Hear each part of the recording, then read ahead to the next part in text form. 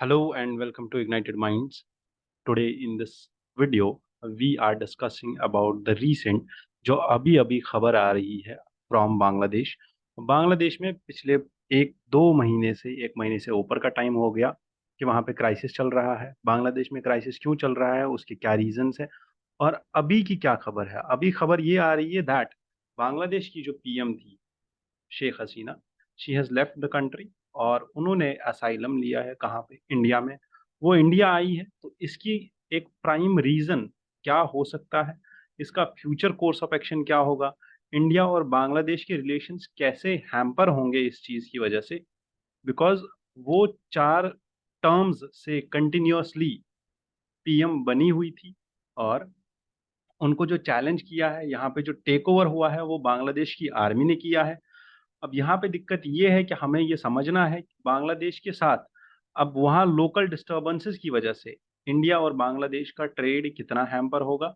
और इसके साथ साथ ये भी देखना है कि इंडिया ने जो एक बहुत ही अच्छा क्लोज फ्रेंड अपनी टेरिटरी के पास अपना नेबर बना के रखा था, वो लूज कर गया इंडिया एंड अब उसके क्या फ्यूचर पर्सपेक्टिव्स हो सकते हैं।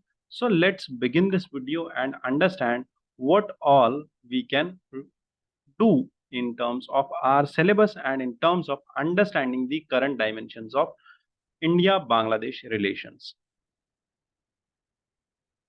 इंडिया बांग्लादेश रिलेशंस सबसे जो अभी सबसे इंपॉर्टेंट चीज हुई है दैट कि बांग्लादेश की prime minister she left the country and she reached India. उन्होंने बगैर कुछ बोले वो चली गई वहां से और एक unknown location in India and वो वहां पे जाके असाइलम ले ली। अब यहाँ पे बांग्लादेश को अब टेक ओवर किया है बांग्लादेश की आर्मी ने।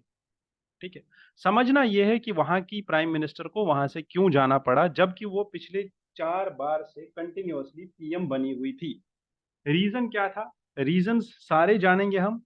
और रीजन जानने के साथ साथ हमें यह भी समझना है कि क्या एक कंट्री ऐसा कर सकती है कि वो मासेस की डिमांड को साइड करके, मासेस की डिमांड को छोड़ के जो पॉलिटिकल क्लास होगा उस कंट्री का, क्या वो पॉलिटिकल क्लास ऐसा कर सकता है कि वो बगैर ये सोचे समझे कि मासेस की व्यू पॉइंट क्या है, मासेस क्या चाहते हैं, वहाँ के लोग क्या चाहते हैं, इसको छोड़ के वो ये करे कि जो वहाँ पे मीडिया है, वहाँ की जो ब्यूरोक्रेसी है, वहाँ के जो ऑफिसेस है, उनको हाईजैक कर ले और उन पे रूल करे।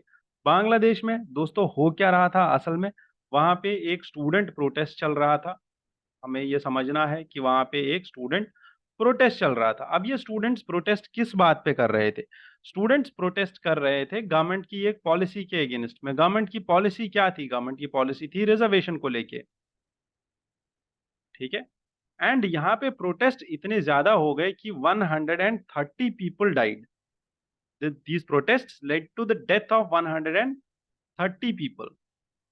130 people died in this protest.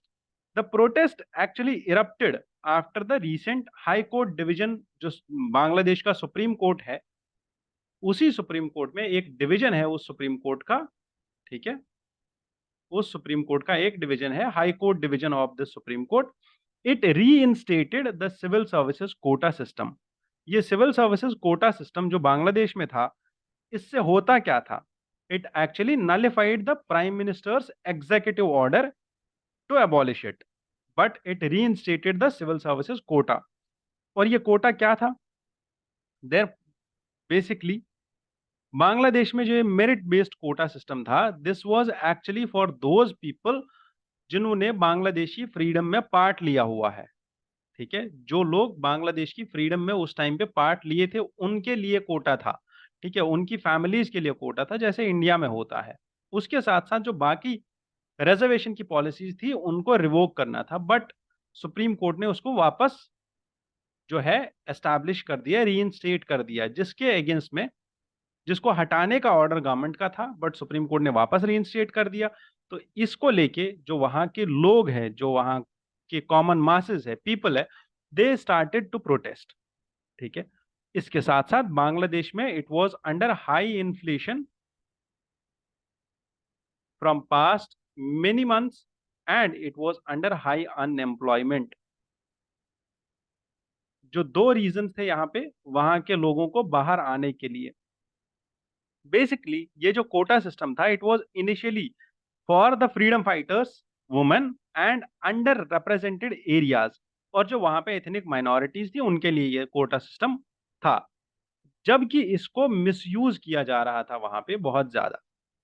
So due to the current strike, जो अभी वहां पे इतने हालत खराब हो गए हैं, वहां पे जो क्राइसिस चल रही है, वहां पे जो प्रोटेस्ट चल रहे हैं, उसके चलते इंडिया के जो स्टूडेंट्स वहां पे पढ़ रहे थे, एमबीबीएस के स्टूडेंट्स, वो भी पिछले महीने ही वहां से वापस आ गए। ठीक है, अगर हम इंडिया और बांग्लादेश का रिलेशनशिप देखें तो हमारा रिलेशनशिप तो बहुत पुराना है। जब से बांग्लादेश का आज़ादी हुआ, जब से बांग्लादेश का लिबरेशन वॉर हुआ 1971 से लेकर आज तक, उससे पहले बांग्लादेश इंडिया का ही पार्ट था। 1971 से इंडिया और Bangladesh, India has been maintaining Bangladesh as an integral country. Otherwise Bangladesh was, उस टाइम पे 90,000 plus prisoners of war India के पास थे जो बिलोंग कर रहे थे पाकिस्तान को, but still we respected the ideals of democracy and the ideals of sovereignty and national unity and integrity of Bangladesh। और बांग्लादेश एक अच्छा कंट्री बना। ठीक है, for democracy we shared the equal themes of democracy, we share the equal values and same values of democracy, freedom and liberty। ठीक है, India has been conducting a 16 there are many programs, but India का यहाँ पे एक national centre for good governance जो India चलाता है, कहाँ पे? बांग्लादेश में। This national centre for good governance, it has conducted recently special capacity building programs for 16 deputy commissioners of Bangladesh. ठीक है, और ये जो सेंटर ऑफ गुड गवर्नेंस है, this was recently in news. Why? Because यही चीज है जो वहां की क्राइसिस को प्रिवेंट कर सकता था। बट अभी क्राइसिस इतनी ज्यादा बढ़ चुकी है दैट वहां के पीएम को वहां से निकल के इंडिया में शरण लेना पड़ा है, इंडिया में उनको रहना पड़ रहा है। ठीक है, अब यहाँ पे हमें समझने की बात यह है कि वहां से उनका प्राइम मिनिस्टर वहां से निकल के यहाँ आ रहा है, तो वहां टेक ओवर कौन कर रहा है? वहां आर्मी टेक ओवर कर रही है under the army chief general walker उस जमा। He said that we will be forming the interim government with the help of political parties। जो वहां पे political parties बाकी सारी है, उनकी हेल्प से हम जो है वहां की गवर्नमेंट बनाएंगे। तो ये करंट सिचुएशन है बांग्लादेश की। कुछ ही घंटे हो गए थे और प्रोटेस्टर्स प्रोटेस्ट कर ही रहे थे। वो प्रोटेस्टर्स जो वहां के प्राइम मिनिस्टर यहाँ आ चुकी है उनकी ऑफिशियल रेजिडेंस तक पहुंच गए, वहां के प्रोटेस्टर्स हमला कर रहे थे, और वहां के प्रोटेस्टर्स बाकी सारे जो एमपीज थे उनके घरों में भी गए, जबकि वो जो एमपीज थे उन्होंने अपने ऑफिशियल रेजिडेंसेस पहले ही खाली कर दिए थे और वो चले गए थे। Now the condition here is, जो हमें समझने वाली बात है वो ये है कि इंडिया का यहाँ पे स्टैंड क्या है। तो हमारे जो एक्सटर्नल अफेयर्स मिनिस्टर है, हमारे जयशंकर सर, उन्होंने बोला है दैट ये बांग्लादेश का एक इंटरनल मैटर है। ये उनका स्टैंड आज से कुछ दिन पहले आया था जब यहाँ पे प्रोटेस्ट स्टार्ट हो गए थे। अभी हमें ये देखना है दैट इंडिया का स्टैंड चेंज कैसे होता है, और इसके साथ साथ हमें ये भी देखना है कि अभी जो क्राइसिस हुई है उसका इंडिया पे क्या असर आने वाला है। क्या इंडिया का उससे लॉस हो रहा है या इंडिया का उससे फायदा हो रहा है? सबसे पहले हमें समझना है कि कंट्री में प्रोटेस्ट चल रहे थे, बहुत टाइम से प्रोटेस्ट चल रहे थे, 1 महीने से ऊपर टाइम हो गया। बांग्लादेश में शेख हसीना जी की गवर्नमेंट 2008 से लेके आज तक चल रही थी। शेख हसीना बार-बार री-इलेक्ट होके आ रही थी, 4th टाइम था इसका। जबकि प्रॉब्लम ये थी that she was becoming more and more unpopular in the local people, in the local plethora, because Bangladesh's economy was yet to recover from COVID pandemic, and अभी तक बांग्लादेश में there was still inflation and unemployment का ऊपर से बादल छा रहे थे। However, after 17 years, her departure to India means that India has lost a friend now. ठीक है, India has lost a friend, जो हमारा बहुत ही अच्छा एक दोस्त था बांग्लादेश, वो हम खो चुके हैं। अब हमें ये देखना होगा दैट हाउ इंडिया, क्योंकि यहाँ पे क्राइसिस ऐसी है, how India can work out with the with its ambitions of counter terrorism and the local groups and the local government which is emerging in Bangladesh. India local terrorism और anti terror counter terror attacks, अब counter terror exercises Bangladesh के साथ कैसे करेगा, या बांग्लादेश के साथ कैसे कोलैबोरेट करेगा इन सब चीज़ों पे।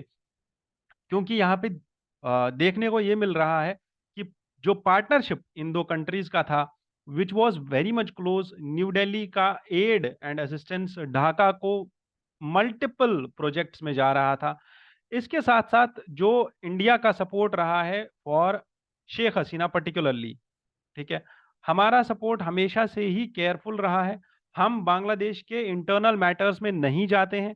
न्यू दिल्ली ने एक बहुत ही अच्छा foreign policy, neighbourhood first policy के अंदर बांग्लादेश को हमेशा ऐसे देखा है that we will not stand with the undemocratic veg.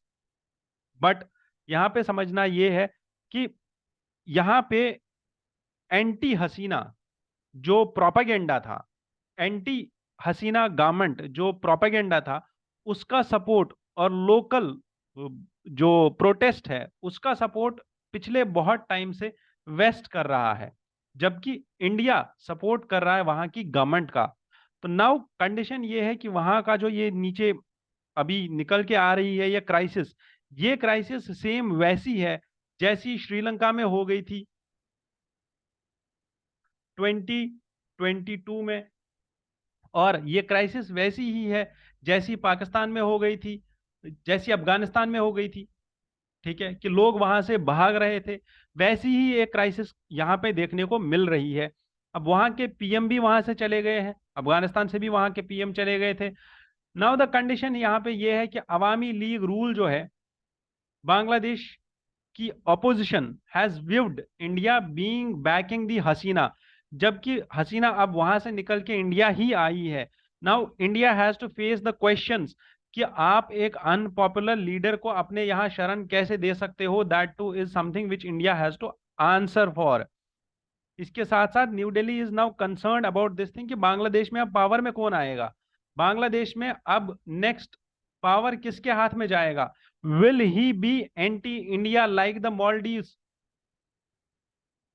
ठीक है, जैसे मॉलडीव्स ने एंटी इंडिया स्टैंड लिया, anti India policies, anti India election manifesto चलाया, वैसे ही जो वहां के मुइज है उन्होंने, वैसे ही क्या बांग्लादेश में भी ऐसा होगा कि एक एंटी इंडिया और एंटी इंडियन सेंटिमेंट वहां पे रेज होगा, और बांग्लादेश और इंडिया का जो डायस्पोरा है उसमें क्या चेंजेस आएंगे, क्योंकि ऑलरेडी हमारे स्टूडेंट्स वहां से वापस आ चुके हैं। नेक्स्ट इंपॉर्टेंट रोल जो यहाँ पे हो रहा है, जो यहाँ पे दिख रहा है, वो है जो वहां के आर्मी चीफ है। ठीक है, बिकॉज उन्होंने अपने नेशन को एड्रेस करने से पहले ही held a meeting in the military headquarters in which he said that two important leaders of the main opposition party, जिसका नाम है Jatiya Party, were invited into his chamber, into his meeting, according to the Bangladeshi newspapers, कि जो उन्होंने सरकार बनाई है वो अब उन्होंने जातीय पार्टी के साथ बनाना स्टार्ट किया है, या वहां पे जो कंसेंसस डेवलप हो रहा है वो अवामी लीग को छोड़ के, क्योंकि अवामी लीग की पीएम तो आ गई यहाँ पे, वो अब जातीय पार्टी जो वहां पे मेन अपोजिशन पार्टी थी उसको कंसिडर कर रहे हैं, दैट पार्टी वाज इनवाइटेड।